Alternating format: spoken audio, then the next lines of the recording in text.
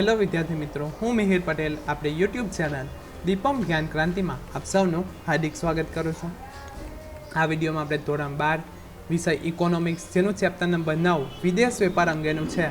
તો video number 7માં આપણે ભારતની આયાત અને નિકાસ થતી વસ્તુઓનું સ્વરૂપ કેવા પ્રકારનું છે અને ભારતમાં વિદેશ વેપારની દિશા કયા પ્રકારની છે તો તે અંગેની વિસ્તૃત ચર્ચા આ વિડીયોમાં કરીશું. તો સૌપ્રથમ છે લેન્ડ એન્ડની તુલાનો ખ્યાલ. શું છે? તો લેન્ડ એન્ડની તુલાનો ખ્યાલ.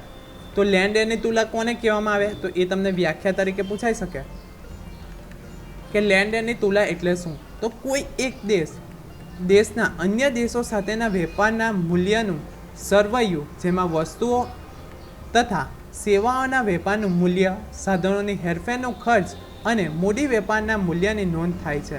તો લેન્ડ એન્ડની તુલામાં શાની નોંધ કરવામાં આવે છે? તો કોઈ એક દેશ, ફોર એક્ઝામ્પલ ભારત, તો ભારત દેશ છે તો અન્ય દેશો અમેરિકા, રશિયા તેમજ વિશ્વના અન્ય દેશો સાથે જે વેપાર કરવામાં આવે છે તો એના મૂલ્યનું જે સરવૈયું તૈયાર કરવામાં આવે તેમાં વસ્તુઓ તથા સેવાઓના વેપારનું મૂલ્ય એટલે કે તેની કિંમત, સાધનોને હેરફેર કરવામાં આવે તો એની પાછળ જે ખર્ચ કરવામાં આવે છે, ખર્ચ એટલે કે વાહન વ્યવહાર ખર્ચ, મૂડી વેપારના મૂલ્યની નોંધ કરવામાં આવે તો એને લેન્ડ એન્ડની તુલા કહેવામાં આવે છે. બીજી વ્યાખ્યા જોવી હોય તો કોઈ વર્ષ દરમિયાન દેશની ભૌતિક એટલે કે દ્રશ્ય અને અદ્રશ્ય આયાત નિકાસોનું મૂલ્ય દર્શાવતું હિસાબી સરવૈયું એટલે કે લેન્ડ એન્ડની તુલા. તો આ વ્યાખ્યા તમારે યાદ રાખવાની છે કે કોઈ ચોક્કસ વર્ષ દરમિયાન, ફોર એક્ઝામ્પલ 2019ના વર્ષ દરમિયાન દેશની ભૌતિક અને અભૌતિક આયાતો એટલે કે આપણે કેટલીક વસ્તુઓ અન્ય દેશો પાસેથી મંગાવીએ છીએ,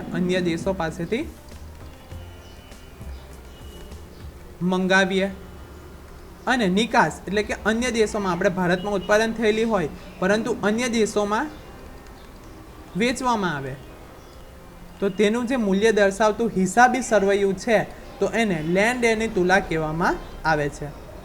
લેન્ડ એન્ડની તુલાને બે બાજુઓ એટલે કે જમા બાજુ અને ઉધાર બાજુ હોય છે. વિદેશો પાસેથી દેશને થતી બધી આવકોને જમા બાજુ નોંધવામાં આવે છે અને વિદેશોને થતી બધી જ ચૂકવણીઓ ઉધાર બાજુએ થાય છે. શું છે? તો લેન્ડ એન્ડની તુલા બે બાજુએ હોય છે, એક જમા બાજુ અને ઉધાર બાજુ.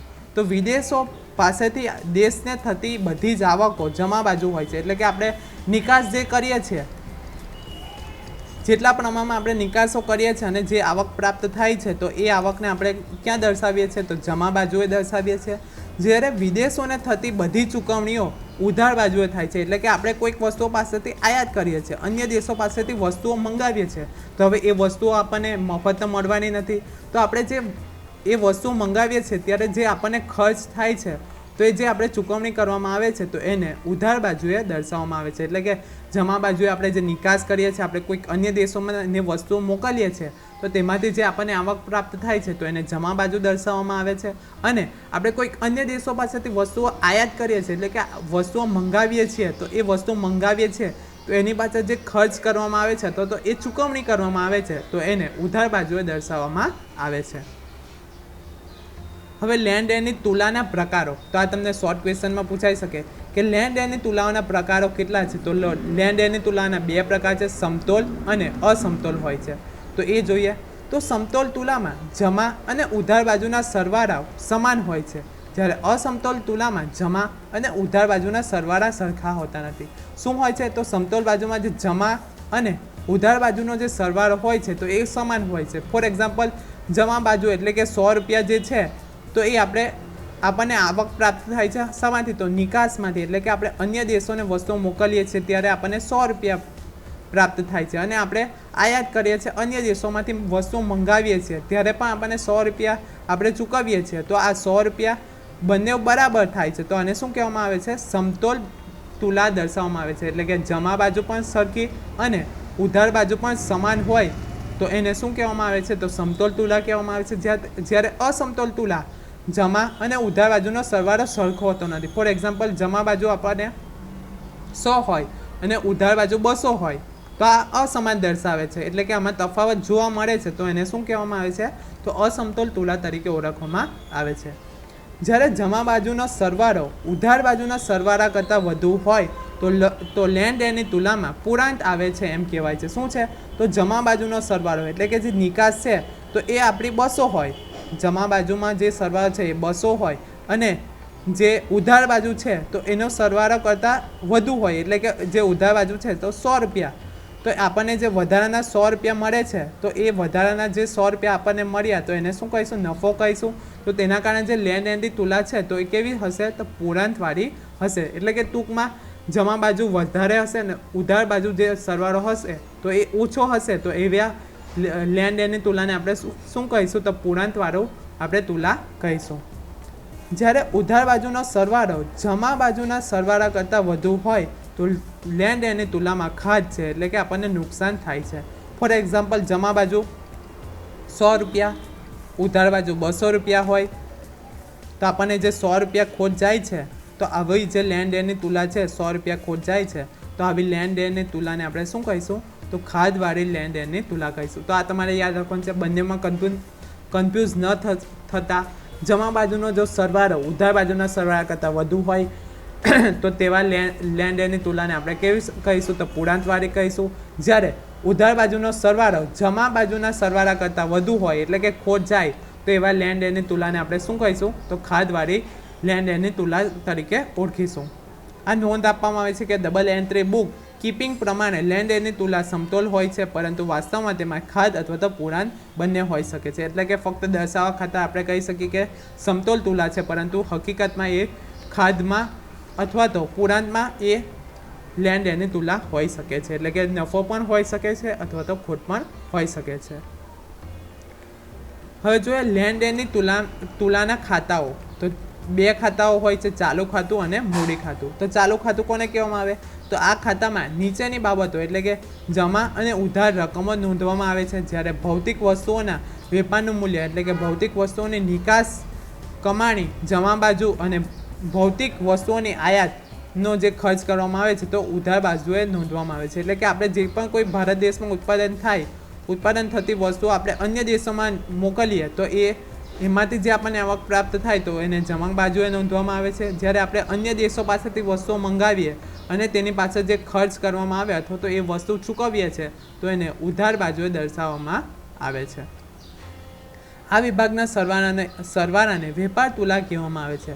દેશમાં ભૌતિક વસ્તુઓની આયાત ચૂકવણીઓ ભૌતિક વસ્તુઓની નિકાસ કમાણી કરતાં વધુ હોય છે તો વેપાર તુલામાં ખાધ આવે છે અને તેથી ઉલટું હોય તો વેપાર તુલામાં પૂરાંત આવે છે. એટલે કે જો આપણને જમા બાજુ વધારે હશે, જમા બાજુ કેવી હશે? ઉધાર બાજુ કરતાં, તો એ ઉધાર બાજુ કરતાં વધારે હશે તો આપણને પૂરાંત આવે છે એટલે કે આપણને નફો થશે. પરંતુ જો જમા બાજુ કરતાં ઉધાર બાજુ વધારે હશે, ઉધાર બાજુ કેવી હશે? તો વધારે હશે તો આપણને ખોટ જશે એટલે કે ખાધ આવશે. તો આ તમારે યાદ રાખવાનું છે. હવે અભૌતિક સરવૈયાઓના નિકાસ કે આયાતથી થતી આવકને અને જાવકને નોંધ પણ ચાલુ ખાતામાં થાય છે. એટલે કે અભૌતિક જે સેવાઓ છે તો એની નિકાસ અને આયાત થતી જે પણ કોઈ આવક થાય છે અને આવક અને જાવકની નોંધ પણ ચાલુ ખાતામાં કરવામાં આવે છે. આમ સંયુક્ત સરવાળો જે છે તો એને ચાલુ ખાતા કહેવામાં આવે છે. હવે જોઈએ મૂડી ખાતું. તો આ ખાતામાં એક દેશના અન્ય દેશો સાથેના મૂડી વ્યવહારોનું મૂલ્ય નોંધવામાં આવે છે. જેવા કે બોન્ડ છે, શેર, સોનું, મૂડી પ્રકારનું ધિરાણ વગેરે તથા સ્થાયી મૂડી રોકાણનો સમાવેશ કરવામાં આવે છે. તો મૂડી ખાતામાં તેનો સમાવેશ કરવામાં આવે છે. હવે ચાલુ ખાતા અને મૂડી ખાતાના સરવાળાને લેન્ડ એની તુલા કહેવામાં આવે છે, જે આપણે અગાઉ ઓલરેડી ચર્ચા કરી છે. ચાલુ ખાતું અને મૂડી ખાતાનો જે સરવાળો થાય છે તો એને લેન્ડ એની તુલા તરીકે ઓળખવામાં આવે છે. હવે લેન્ડ એની જે તુલા છે તો એને અસર કરતા પરિબળો કયા કયા છે તો એ જોઈએ. તો લેન્ડ એની તુલાને અસર કરતા પરિબળો એટલે કે દેશમાં આયાત, નિકાસ, મૂડીની હેરફેર, સાધનની હેરફેર, મૂડી રોકાણ, ધિરાણ વગેરેને અસર કરતા પરિબળો. તો શું છે લેન્ડ એની તુલાને અસર કરતા પરિબળો? તો દેશમાં જે આયાત કરવામાં આવે છે તો તે આયાત, નિકાસ કરવામાં આવે કોઈક અન્ય દેશોમાં તે, મૂડીની હેરફેર, સાધનની હેરફેર, મૂડી રોકાણ, ધિરાણ વગેરેને અસર કરતા પરિબળોને લેન્ડ એની તુલાને અસર કરતા પરિબળો કહેવામાં આવે છે. આવા પરિબળોના કારણે તુલામાં પૂરાંત અથવા તો ખાધ આવી શકે છે. એટલે કે આજે આપણે પરિબળો જોઈએ આયાત, નિકાસ, મૂડી રોકાણ, સાધન, હેરફેર, મૂડી મૂડીરોકાણ, ધિરાણ, તો એ બધા પરિબળોના કારણે હેરફેરની તુલનામાં નુકસાન, નફો અથવા તો નુકસાન એટલે કે તુલામાં પુરાણ અથવા તો ખાદ આવવાની પણ શક્યતા રહેલી જોવા મળે છે. હવે લેણ દેણની તુલાને અસર કરતા પરિબળો જે આપણે જોયા એ આવા પરિબળોને મુખ્યત્વે દેશના આર્થિક વિકાસના સ્તર પર આધારિત હોય છે. આવા કેટલાક પરિબળો કયા કયા છે જે લેણ દેણની તુલાને અસર કરે? તો હુંડિયામણનો દર. હવે હુંડિયામણનો દર કોને કહેવામાં આવે? તો આપણે અન્ય દેશોમાં જઈએ અને ત્યાં આપણી ભારતની જે મૂડી હોય તો એને બદલવામાં આવે તો એ જે દર પ્રાપ્ત થાય તો એને હુંડિયામણનો દર કહેવામાં આવે છે. ફોર એક્ઝામ્પલ, કોઈ ગુજરાતી વ્યક્તિ છે, શું છે તો ગુજરાતી વ્યક્તિ છે તો એ અમેરિકા જાય છે, તો અમેરિકામાંથી વસ્તુ ખરીદે છે, તો એ વસ્તુ ખરીદવા માટે એ રૂપિયા આપે છે, રૂપિયામાં એ વસ્તુની ચૂકવણી કરવામાં આવે છે. પરંતુ એ વસ્તુ તો ચૂકવણી કરવામાં આવે છે તો એ અમેરિકાવાળા એ વસ્તુ એ રૂપિયા લેતા નથી, પરંતુ એની લેણ દેણ એટલે કે હુંડિયામણ કરવામાં આવે. એટલે કે આપણા જે ભારતનો રૂપિયો છે તો એ ભારતના રૂપિયાને ડોલર સાથે ફેરવવામાં આવે. એટલે કે ભારતની જે રૂપિયો છે તો એને ડોલરમાં ફેરવવામાં આવે અને જે રકમ પ્રાપ્ત થાય તો એને હુંડિયામણનો દર કહેવામાં આવે. ફોર એક્ઝામ્પલ, આપણે જે રૂપિયો છે તો એ ડોલર જે છે $1 કિંમત આપણે રૂપિયામાં ફેરવીએ તો 60 રૂપિયા આપણે જ્યારે ચૂકવીએ ત્યારે આપણને $1 પ્રાપ્ત થાય. તો આ જે દર છે એટલે કે આપણા રૂપિયા કેટલા? તો 60 રૂપિયા આપણે જ્યારે ચૂકવીએ ત્યારે $1 પ્રાપ્ત થાય તો એને શું કહેવામાં આવે છે? હુંડિયામણનો દર કહેવામાં આવે છે. તો આ તમારે યાદ રાખવાનું છે. લેણ દેણની તુલનાને અસર કરતું એક પરિબળ છે હુંડિયામણનો દર. એટલે કે આપણે જ્યારે અન્ય દેશોમાં ખરીદી કરવી હોય ત્યારે અન્ય દેશોનું ચલણ આપણે લેવું પડે ત્યારે ભારતના ચલણને તે ચલણમાં ફેરવવામાં જે આપણે દર પ્રાપ્ત થાય, જે આપણે જોયું કે એક રૂપિયો બરાબર કેટલા થાય છે? તો એક રૂપિયોની કિંમત નહીં, $1 કિંમત 60 રૂપિયા જેટલી થાય. તો આપણે શું કહીશું કે એ 60 રૂપિયા $1 એટલે કે જે ડોલરની કિંમત છે તો એ 60 રૂપિયા થશે તો એને શું કહેવામાં આવે છે?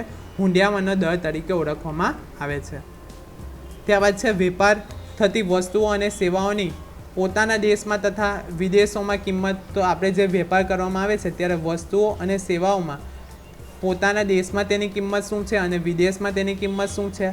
વેપાર થતી વસ્તુઓમાં વિવિધતા અને ગુણવત્તા. એટલે કે ફોર એક્ઝામ્પલ મોબાઈલ, તો મોબાઈલમાં અનેક પ્રકારની વિવિધતા જોવા મળે છે. સાદો mobile, smart mobile, 3G 4G 5G mobile, એની ગુણવત્તામાં પણ તફાવત જોવા મળે છે. તે અનિવાર્ય આયાતો આપણે ઈચ્છા ન હોવા છતાં પણ આપણે કોઈક અન્ય દેશો પાસેથી વસ્તુ મંગાવવામાં આવે છે તો અનિવાર્ય આયાતો તેને કહેવામાં આવે છે. ત્યારબાદ છે દેશના આર્થિક વિકાસનું સ્તર શું છે. વેપાર પર રાજકીય અને કાયદાકીય અંકુશો, જે આપણે ફોર એક્ઝામ્પલ બેઝ ઉદાહરણ જોવું હોય તો ભારત અને ચીન વચ્ચે જે હાલના રાજકીય સંબંધો છે તો એ સારા નથી, તેના કારણે ભારત અને ચીન વચ્ચે જે વેપાર કરવામાં આવે છે તો એમાં અંકુશો જોવા મળે છે, તો એ પણ અસર કરે છે. ત્યારબાદ વેપારને આધારિત આપતી સવલતો જેમ કે વાહન વ્યવહાર, સંદેશા વ્યવહાર, અન્ય આંતર માળખાકીય સુવિધાઓ પણ તેને અસર કરે છે. તો વિદેશને આધાર આપતી એટલે કે આપણે ભારતમાં ઉત્પાદન કર્યું, ભારતમાં તો ઉત્પાદન થઈ ગયું પરંતુ અન્ય દેશમાં આપણે મોકલવી છે, રશિયા, તો રશિયામાં વસ્તુ મોકલવી હોય તો એના માટે વાહન વ્યવહાર આપણને જરૂર પડે. સંદેશા વ્યવહાર એટલે કે આપણે એ દેશને માહિતી મોકલીએ કે અમે તમારો માલ અથવા તો વસ્તુઓ મોકલી છે. તેમજ અન્ય જે આંતરમાળખાકીય સુવિધા છે તો એ પણ તેને વિદેશ વેપારને અસર કરે છે. તો આ અસર કરતા પરિબળો છે. હવે જોઈએ હુંડિયામણના દર. એટલે કે હુંડિયામણનો જે દર છે તો એ કોને કહેવામાં આવે છે? જે ભારતીય નાગરિકો વિદેશ ફરવા જાય ત્યારે તેઓ ભારતના ચલણને એટલે કે રૂપિયામાં ત્યાં ખરીદી કરી શકતા નથી. ફોર એક્ઝામ્પલ, આપણે જોયું હતું કે કોઈ ગુજ્જોભાઈ છે તો એ અમેરિકા જાય છે, તો એ વસ્તુ ખરીદે છે રૂપિયામાં. હવે કોઈક વસ્તુ ખરીદી પરંતુ એ 2000ની નોટ આપે છે, પરંતુ એ અમેરિકાના લોકો એક્સેપ્ટ કરતા નથી. શા કારણે એક્સેપ્ટ કરતા નથી? તો તે દેશમાં એ ચલણ નથી. તો ભારતના નાગરિક જે ગુજ્જુ છે તો એને શું કરવું પડશે? તો એને જે ભારતના રૂપિયા છે તો એને અમેરિકામાં એટલે કે ડોલર છે એ લોકોનું ચલણ, તો એમાં રૂપાંતર કરવામાં આવે છે. હવે એ રૂપાંતર કરવામાં આવે તો એને હુંડિયામણનો દર કહેવામાં આવે છે. હવે રૂપિયાને જે તે દેશના ચલણમાં રૂપાંતર કરવું પડે છે. એટલે કે આપણે અમેરિકા ગયા હોય તો તો ત્યાં આપણા રૂપિયા ચાલતા નથી, એટલે કે આપણા જે રૂપિયા છે તો એને આપણે ડોલરમાં રૂપાંતર કરવું પડે છે. તેમજ જ્યારે ભારતમાં કોઈ આયાતકાર વિદેશી વસ્તુની આયાત કરે ત્યારે તેની ચૂકવણી જે તે દેશના ચલણમાં કે આંતરરાષ્ટ્રીય સ્તરે સ્વીકૃત ચલણમાં કરવી પડે છે. જે આપણે જોયું હતું કે આંતરરાષ્ટ્રીય સ્વીકૃત ચલણ કયું છે, તો ડોલર જે છે તો આંતરરાષ્ટ્રીય સ્વીકૃત ચલણ છે, એટલે કે અન્ય દેશો હોય તો તમામ દેશોમાં આ ડોલરમાં આપણે ચૂકવણી કરી શકીએ છીએ અથવા તો આપણે એના દ્વારા આપણે વસ્તુ પણ ખરીદી શકીએ છીએ. આ ઉદાહરણ ભારતના વિદેશી હુંડિયામણ માટે માર્ગદર્શન છે, તે ફક્ત તમારા માહિતી માટે છે. તે જ પ્રમાણે વિદેશીઓ ભારતના ₹1 એટલે કે રૂપિયાની માંગ કરે છે, એટલે કે જો ભારતમાં વિદેશીઓ આવે છે તો એમણે જે ડોલર હોય છે પોતાની દેશની કરન્સી, તો એને રૂપાંતર શામાં કરવું પડે, કન્વર્ટ શામાં કરવું પડે, તો રૂપિયામાં કન્વર્ટ કરવું પડે છે. આવા પ્રવાસીઓ કે વેપારીઓ બેંક પાસેથી અથવા તો ચલણના કાયદા માન્ય વેપારીઓ પાસેથી જઈને પોતાના દેશની ચલણને અન્ય ચલણમાં રૂપાંતર કરાવે છે. એટલે કે આપણે જોયું કે આપણા ભારતના નાગરિક કોઈક અન્ય દેશોમાં જાય તો ત્યાંનું ચલણ હોય છે, તો એ ચલણ ભારતીય ચલણને અન્ય દેશોમાં જે આપણે રૂપાંતર કરવામાં આવે છે તો એ જે દર ચૂકવવામાં આવે તો એને શું કહેવામાં આવે છે, તો હુંડિયામણનો દર કહેવામાં આવે છે. આ પ્રકારની રૂપાંતર જે તે સમયે પ્રવર્તતા કોઈ ચોક્કસ દરે થાય છે, આવા દરને હુંડિયામણનો દર કહેવામાં આવે છે. એટલે કે ભારતના રૂપિયો જે છે તો એ ડોલરમાં કેટલા થાય છે, તો $1 બરાબર ₹60. તો આ દર જે છે તો એને શું કહેવામાં આવે છે, તો હુંડિયામણનો દર કહેવામાં આવે છે. હવે આપણે કોઈક વસ્તુ મંગાવી હોય તો જ્યારે ડોલરની કિંમત વધી જાય અને આપણે કોઈક વસ્તુ આયાત કરીએ છીએ તો આપણે વધારે રૂપિયા ચૂકવવા પડે છે, તો આપણને ખોટ જાય છે. તેવી જ રીતે જો આપણી રૂપિયાની કિંમત ઘટી જાય અને ડોલરની કિંમત વધે તો આપણે જે આયાત કરીએ છીએ વસ્તુ, તો આપણે એ આયાત કરતી વસ્તુઓનું પ્રમાણ ઘટાડી દેવામાં આવે છે. તેના કારણે આપણે જે નુકસાન થવાની શક્યતા રહેલી છે તો એ ઘટાડી શકીએ છીએ. તે જોઈએ તો જે દરે એક દેશના ચલણને બીજા દેશના ચલણમાં રૂપાંતર કરી શકાય તો તે દરને હુંડિયામણ દર કહેવામાં આવે છે. જે આપણે જોયું કે ભારત અને અમેરિકા, તો ભારતનો રૂપિયો અને અમેરિકાનો ડોલર વચ્ચે જે રૂપાંતર કરવામાં આવે છે તો એ દરને શું કહેવામાં આવે છે, તો હુંડિયામણનો દર કહેવામાં આવે છે. એક દેશના ચલણની બીજા દેશના ચલણમાં વ્યક્ત થતી કિંમત એટલે કે હુંડિયામણનો દર. તો આ વ્યાખ્યા તમને પૂછાઈ શકે, તો આ યાદ રાખવાનું છે કે હુંડિયામણનો દર એટલે શું, તો બે વ્યાખ્યા કે જે દરે એક દેશના ચલણને અન્ય દેશના ચલણમાં રૂપાંતર કરી શકાય તો એ દરને શું કહેવામાં આવે છે, તો હુંડિયામણ દર કહેવામાં આવે છે. એટલે કે $1 બરાબર ₹60 આપણે ચૂકવીએ છીએ તો એને શું કહેવામાં આવે છે, તો હુંડિયામણનો દર કહેવામાં આવે છે. તેવી જ રીતે એક દેશના ચલણની બીજા દેશમાં ચલણમાં વ્યક્ત થતી કિંમતને હુંડિયામણનો દર કહેવામાં આવે છે.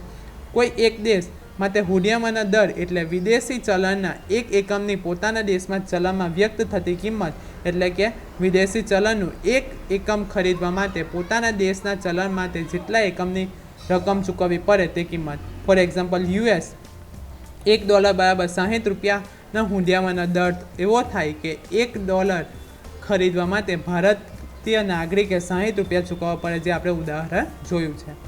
જ્યારે ભારત માટે હુંડિયામણનો દર ઊંચો થાય ત્યારે ભારતના ચલણનું આંતરરાષ્ટ્રીય બજારમાં મૂલ્ય ઘટ્યું ગણાય છે. શું થાય છે, હુંડિયામણનો દર ઊંચો થાય એટલે કે જ્યારે આપણે $1 હોય છે તો આપણે એ ચૂકવવા માટે ₹60 આપીએ છીએ, પરંતુ આપણો રૂપિયો કેવો થઈ જાય છે, તો એનું મૂલ્ય ઘટી જાય છે. એટલે કે હવે આપણે જ્યારે ₹70 ચૂકવીએ છીએ ત્યારે $1 થાય તો એને શું કહેવામાં આવે છે, તો બજારનું જે મૂલ્ય ઘટીએ તો આપણે એ દર વધારે ચૂકવવા પડે છે, ₹10 વધારે ચૂકવવા પડે છે. તો એ હુંડિયામણનો ઊંચો દર કહેવામાં આવે છે, કારણ કે વિદેશી ચલણનું એકમ ખરીદવા માટે હવે આપણે વધારે રૂપિયા ચૂકવવા પડશે. જે આપણે જોયું કે $1 જ્યારે આપણે લેવા હોય ત્યારે ₹60 ચૂકવીએ છીએ, પરંતુ આપણો રૂપિયાની કિંમત ડોલર કરતાં ઘટી જાય તો આપણે $1 જ્યારે ખરીદવું હોય ત્યારે આપણે કેટલા ચૂકવીએ છીએ, તો ₹70 ચૂકવીએ છીએ. તો એ વધારાનો જે ચૂકવીએ છીએ તો એને શું કહેવામાં આવે છે, તો એને હુંડિયામણનો ઊંચો દર કહેવામાં આવે છે. તો તેના કારણે શું થાય છે, તો વિદેશી ચલણની કિંમત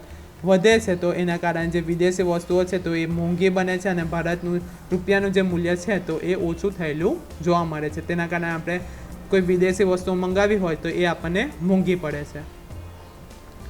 પહેલાં જે આપણે ઉદાહરણ જોયું કે પહેલાં આપણે $1 બરાબર ₹60 આપતા હતા, પરંતુ ઊંચો દર થવાના કારણે $1 માટે હવે આપણે 65 રૂપિયા ચૂકવીએ છીએ, તો જ્યારે ભારત માટે હુંડિયામણનો દર નીચો થાય ત્યારે રૂપિયાનું મૂલ્ય હોય છે તો એ વધે છે. ક્યારેક ખુલ્લા બજારમાં હુંડિયામણમાં દરોમાં ફેરફાર થાય છે, તો ક્યારેક કોઈક દેશની સરકાર આયાતો અને નિકાસોને અસર પહોંચાડવા માટે તેમ પણ કરે છે. એટલે કે કોઈક દેશ છે તો એ વધારે નફો કરવા માટે પોતાના દેશનું ચલણની જે કિંમત હશે તો એ અન્ય દેશોના ચલણ કરતાં વધારી દેશે, તો તેના કારણે તેને શું થશે? નફો થશે. તો આ પણ એક અસર પહોંચાડે છે. ભારત માટે હુંડિયામણનો દર વધે અને રૂપિયાનું મૂલ્ય ઓછું થાય તો ભારતમાં આયાતોની માંગ ઘટે છે અને નિકાસો વધવા માંડે છે. શું થાય છે? તો ભારત માટે હુંડિયામણનો દર વધે એટલે કે રૂપિયાનું મૂલ્ય હોય છે તો એ ઘટી જાય છે. તો એના કારણે જે આપણે આયાતો કરીએ છીએ એટલે કે અન્ય દેશો પાસેથી વસ્તુઓ મંગાવીએ છીએ તો એ મોંઘી બને છે. શું બને છે? મોંઘી બને છે. તો તેના કારણે આપણે માંગ ઘટાડી દઈએ છીએ અને નિકાસો છે એટલે કે આપણા દેશમાં જે વસ્તુઓનું ઉત્પાદન થતું હોય તો એ વસ્તુઓ અન્ય દેશોમાં આપણે મોકલીએ છીએ. જ્યારે US $1ની કિંમત 60થી વધીને 65 થઈ જાય છે તો આયાતકારે $1ની વસ્તુની આયાત માટે 65 રૂપિયા ચૂકવવા પડે છે, જેના કારણે અગાઉ જે ફક્ત 60 રૂપિયા ચૂકવવા પડતા હતા માટે આયાતો ઓછી થવી માંડે છે. એટલે કે વસ્તુઓ કેવી થાય છે? તો વસ્તુઓ મોંઘી બને છે. તેના કારણે આપણે શું કરીએ છીએ? તો આયાત જે કરીએ છીએ તો એનું પ્રમાણ કેવું કરી દઈએ છીએ? તો ઓછું કરી દઈએ છીએ. કોઈ વિદેશી વેપારીને $1 ખર્ચીને 60 રૂપિયાની વસ્તુ મળતી હતી, જે હવે $1 ખર્ચીને 65ની વસ્તુ મળે તો નિકાસો વધવા માંડે છે. એટલે કે જેમ ભારતનું જે રૂપિયાનું મૂલ્ય વધે છે, જે પહેલાં 60 હતું પરંતુ એ વધીને 65 થઈ જાય તો એ નિકાસો વધવા માંડે છે. આમ ભારત માટે હુંડિયામણનો દર ઘટે તો તેનાથી ઉલટું જોવા મળે છે. આશા રાખું છું કે તમને આ વિડીયોમાં સમજ પડી ગઈ હશે, અને જો તમને આ વિડીયો પસંદ પડ્યો હોય તો લાઇક કરો, વધુમાં વધુ શેર કરો અને અમારી ચેનલને સબસ્ક્રાઈબ કરો. Thank you.